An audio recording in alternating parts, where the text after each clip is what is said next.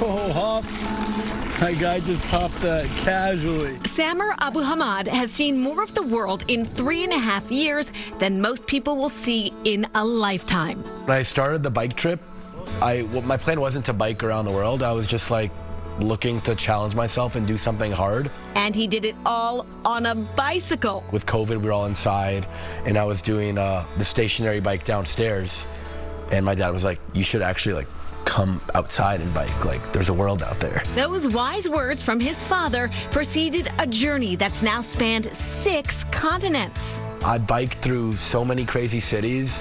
Mexico City, city of 26 million. Kinshasa in the DRC, another 18 million plus. Jakarta, a metropolis of 40 million. At a certain point, you get comfortable with traffic and cars, and it becomes second nature, and it makes Boston look easy, honestly. Prior to the pandemic, Abu Hamad was working in finance in New York City. In 2020, he moved back to his childhood home in Brookline and began looking for a greater purpose. COVID is what really forced me to think about what I was doing with life and the trajectory I was on. That same year, he quit his job and traveled to Lebanon, the country where his parents emigrated from in the 1980s. And that's where I fell in love with biking as a form of exploration. You're able to go fast enough to cover ground, but you're going slow enough to really take in your surroundings, both people and the landscapes. Abu Hamad spent a 1.5 years in Lebanon, biking, connecting with his family's roots, and working for a nonprofit that was helping rebuild Beirut after a massive explosion in 2020. Within that small country, you have a coastline on half the country and mountains parallel to that coastline that go up to 10,000 feet. In Lebanon has some of the craziest traffic and drivers ever. So I always tell people, if you could bike in Lebanon, you could bike anywhere. He decided to put that adage to the test. 2 months after he returned to Massachusetts, he set off on a new adventure. The goal was just to bike to Argentina, the southern point of South America, in Patagonia. And then when I got there, I realized I just lived the best year of my life. There's no better time to keep going than now. After biking from Brookline to Los Angeles, Abu Hamad trekked down through Central and South America, pedaling more than 16,000 miles. Tiene las piernas de Maradona. Abu Hamad speaks 4 languages, ¡Viva todo! packs his own lodging, and travels light. I'm gonna pack my tent here. Still have ramen, some spare parts. Here's an inflatable pillow. His tent, sleep sack, portable stove, and clothes all fit into a few bike bags, with room for snacks, of course. I'm eating whenever I want and everything I could find, because when you're burning 4,000 calories a day, you're biking 7 hours a day, you definitely need to eat to make it all work.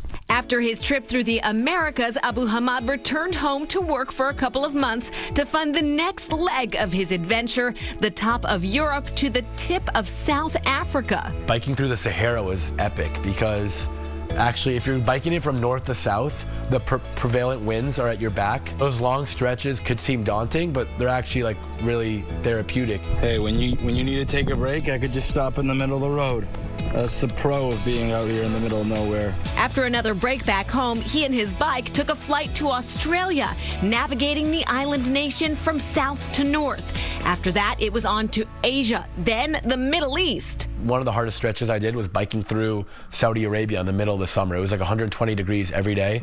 So I was biking at night, actually. 61 countries and more than 46,000 miles later, the perspective he's gained is unmatched. The kindness of strangers really propelled me forward all the time, whether it was people giving me a house or meal, or if they were just stopping on the side of the road to say hi and help me feel seen, You go from Bangkok to Saudi Arabia, and you start to kind of connect the dots, that the world is more connected than we really think. And I think we're all after the same thing, which is happiness. While a trip to the 7th continent, Antarctica, doesn't rank high on his to-do list, Abu Hamad would like to see Alaska and the eastern coasts of Europe and Africa.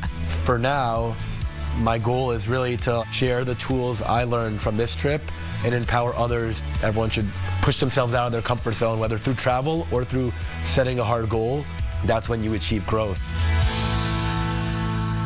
That is impressive indeed. And as you saw, Samar Ahmad he lives a no-frills lifestyle when he's on the road. He actually spends about $10,000 a year. That's it. And one of the jobs he works when he's back home is as a pedicab operator. It's a way to earn money, of course, and of course he's pedaling, so he's staying in shape for his travels.